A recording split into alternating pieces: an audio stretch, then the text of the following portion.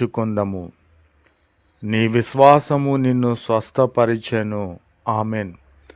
మనము ఏ రోగము కలిగి ఉన్నను ప్రభువునందు విశ్వాసము కలిగి ఉన్న విశ్వాసమును చూపించిన మనము స్వస్థపడే వారముగా ఉన్నాము.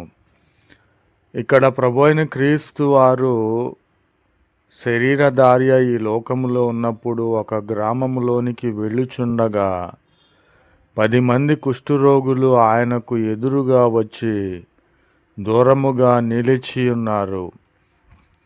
ప్రియమైన సహోదరి సహోదరులారా, ఆ కాలములో అజ్ఞాన కాలములో కుష్ఠరోగము వచ్చిన వారిని ఊరి బయటకు తరిమివేసేవారు. వారు నివాస స్థలము కొండలలోను గుట్టలలోను పర్వతములలోను ఉండేవి. వారిని వెలివేసే విధముగా ఉండేవారు.